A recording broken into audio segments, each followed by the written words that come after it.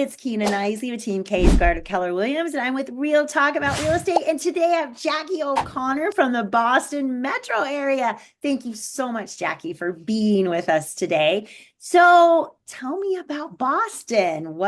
What's it like there? Hum, Sinto muito, me perdoe, eu te amo, sou grato. Thank you so much for having me, by the way. I appreciate the time difference. We're looking at 6 hours, so I appreciate you meeting with me first thing in the morning, your time. Yeah, so all is well in the Boston metro market. We're a very stable market. We're coming into our late spring, early summer market, which is our basically busiest time of the year. It's when the most transactions occur. We generally do about 80% of our business between mid-February and mid-July is sort of the bulk of the business. And then 20% sort of fills up the other months of the year. So I always joke with my family and friends, just think of me as like an accountant, and once July hits, I'll have more time. hmm So yeah, that's kind of what we see here. We have a large PCS season. So we do the bulk of our business, spring, summer. But luckily Hawaii is beautiful year round. So Year what, yeah, yes, even on Christmas it's 80 degrees, which doesn't feel much like Christmas, to be honest. But anyway, so what's your average price point there in Boston to buy a So, family home? it's a very expensive market. So the average single family home price point is close to 900,000. And then condominiums are closer to 700,000 for like a local level, regardless of agent. That's the average. My price point tends to land over the course of the year anyway between 1 million and 1.3 million, just depending on, who lands in my pipeline for that particular year. This year we're at 1.4 million average price point, but we had some pretty high dollar transactions early in the season, so maybe a little early to establish that. But lowest sale, we've helped people as low as, $400,000, which really does not get you very much. One bedroom, maybe studio condominium, up to 5 million is sort of our top line. Um, for individual sales. I have sold as much as a whole floor at the Mandarin, but that was individual units. So I don't know if I count that as like, a very large sale, but that was at the time 12 million for Oh. that floor at the Mandarin. Yeah. So what is your luxury price point? Like ours is 1.895 to be considered luxury threshold. So what's your luxury entry point? So it depends on the county. So and Boston is comprised of just Suffolk County. It's only one county. And then outside of that is, Newton and Wellesley and all these really high-end suburbs. So, even though they might only be 1 mile outside of the Suffolk County. So in Boston for luxury, Keller Williams luxury designation, it has to be over $1 million. That to me seems a little outdated based on the marketing and market that's gone up over the last 5 years here. The city market itself has been pretty flat during COVID. They were definitely not the winners of the increase in prices.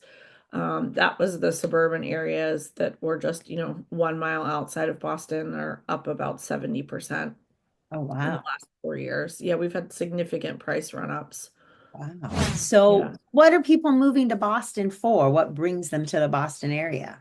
So family, obviously, we have the highest retention of residents in the country. 70% of residents never leave the state in terms of relocating out of state. So we do have a lot of retention in terms of agents. And then the people who might move to Massachusetts would move for a career.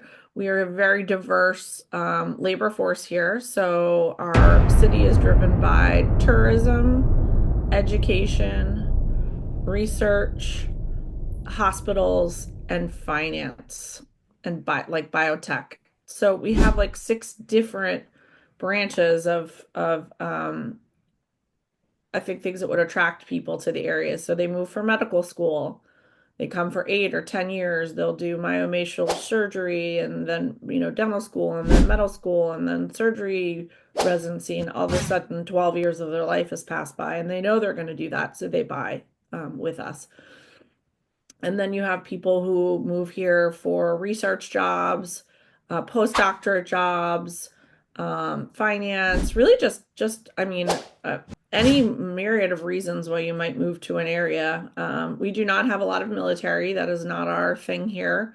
I've helped some military buyers randomly that either were retired or on leave, moving to be closer to family, that kind of thing. I think you have a MITRE office, which is a lot. It supports the military only because it's where my husband used to work. And I know Boston was always an option that we didn't. Yeah, yeah. We have Hanscom Air Force Base, but it's very small, and that's in the Metro West suburbs.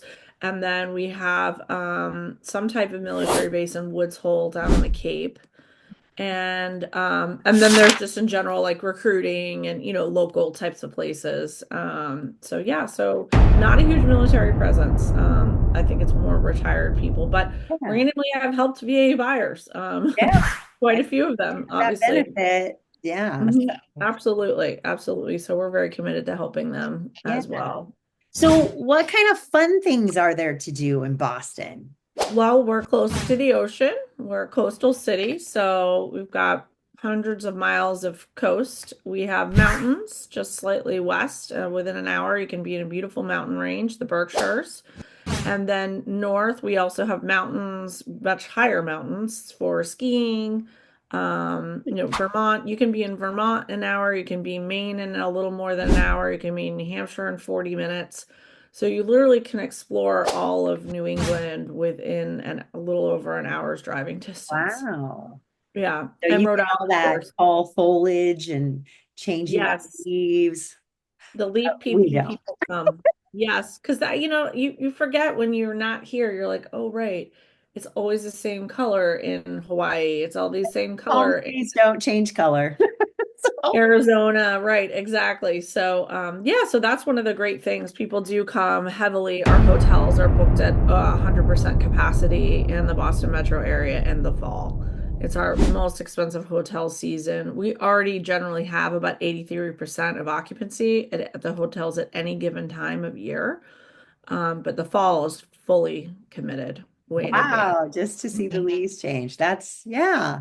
No, Yeah, I'm gonna have to do that one year just to go see it. But good. I know. Now what? I am big into food. So how are the restaurants in Boston? Because that's how I decide if I'm gonna visit. Yeah. So, So, Boston historically was not known for good food. When I moved to Boston in 2000, it's now been 25 years, I've been in the Boston metro area. They were really not leading the forefront on food, and they were just starting to become the celebrity chef vibes. So Todd English, who was like a local chef in the area, had a couple of premier restaurants and started getting some notoriety on, the Food Network, right? And some of those channels that were just being started. And now he makes more money selling his pans on QVC. I think he makes like $11 million from selling his pans on QVC. And goodness. he has no restaurants other than one left over in the entire US. So, which is a pizza shop in Boston now. But that started sort of the kickoff. And then we have a lot of celebrity chefs that are homegrown here. A couple of Top Chef winners also are located in Boston. So I live in a particular neighborhood where there are so many amazing opportunities for chefs to open up restaurants. They do pop-ups so they can kind of get a taste of whether they really want to own a restaurant or they just like, being the chef, if you will. So I'd say the food scene is getting better. It's not New York, it's not Paris. It's not. I mean, we have our fair share of steakhouses and we have amazing seafood because obviously it's caught right off the coast. So, whenever I go like to Florida and they're like, we have Maine lobsters, I'm like, yeah, okay, I can get those at the grocery store, like for $8.99 a pound. Yeah, I tend to lean that way too. I'm like, Yeah, yeah, I like the seafood what? And I always joke that by the pound, seafood, generally lobster is cheaper than chicken here. So, Okay. Okay. I'm gonna visit now. yeah, so hopefully that helps if you're into seafood, Maine lobster. So yeah. No, well, that sounds just awesome. So, is there anything else you would want people to know about your area? Well, there's so much history located in Massachusetts. So, there are really big deals with relations to obviously the, Revolutionary War and, Paul Revere and his ride and then the Freedom Trail. So there's so much history. So when people bring their families here or, everyone comes to visit, that's one of the main things we do is we take them to walk the Freedom Trail and to see where they met in, South Station and all of the different locations where folks were, planning the revolution and where the Boston Tea Party happened and just all of those, Battle of Bunker Hill. I mean, there's so many, many, many, many interesting Revolutionary War um, opportunities, and then also Civil War too. So we have both. So they're really unique opportunities for history. We have the oldest commissioned naval battleship in the United States, the U.S. Constitution. She is still taken out every day. She's still an active duty ship. I don't know how much duty she would really do, but But she that's is fun. still active. Yes. So she's really cool and you can tour her, which is pretty awesome. We have amazing green space. Central Park was originally modeled after the Boston Common. We had the first public transportation in the entire United States. I wouldn't say it's the best anymore because it's very old, but they're working on upgrading the system. But we had the first public transportation. A lot of firsts happen here. So we're very proud of that. I would say we're the knowledge city. We're the extension of New York in the way that, that's where all the hub of the smarts and the research, it's all happening in the Boston area. That's between we have 140 college institutions within a 3-mile radius of downtown Boston. Oh my goodness. Oh yeah. 140? Yes. Wow. So Yes, it's very significant. So like a super educated city. Um, I'm probably the least educated person that I know. I only have an undergraduate 4-year degree. So, wow. yeah, it is a little bit about where you went to school here. I grew up in Georgia. So for me, that was not uh, the focus on education was yes, you're going to go to university, like that's happening in our family, but it wasn't about like you need to get into the best possible school that you can afford that will let you in. That was not the focus. And I feel as if there's definitely an opportunity where like should I have realized the importance of the local connections, I probably maybe would have made a different choice when I was much younger. I went to like a party school and Yeah, that felt like I I didn't went know. I went to Fort Campbell, Kentucky, Austin P. Go. Yeah, So, right. Yeah. yeah, but wow. So Mhm. that's amazing. I didn't know that. That's why I love doing these. I learned so much about these places and then I want to go. So Yeah. I Yes. keep telling my husband, Shelly from Tucson had me convinced I wanted to live there. And then my husband Oh, said, yeah, when she says 10 degrees cooler, she means 110 instead of 120. We're not moving there. So ah, I was ready. I was packing my bags. So it looks so beautiful from I some of the know, videos I've I seen. know. But yeah, when she says 10 degrees cooler, so it's Okay. still hot. Yeah, it's still very hot. Right, But exactly. Yeah, our temperatures really vary from, it can be 0 degrees here for a couple days in January, but it generally isn't. It's usually in the high teens at night to low 30s, and then day, anywhere from high 20s to, 50 degrees. oh yeah, I guess I'll visit during the summer. Yeah. So, Where it's perfect weather. Yeah, it's perfect weather in yeah, the so summer. the Yeah. teens. But wow, no, know. I just love that. So yeah, if you know anybody, and actually I'm connecting her with someone now who is moving to the Boston area. But if you know anybody moving to the Boston area, I would love to connect you because I think it sounds great.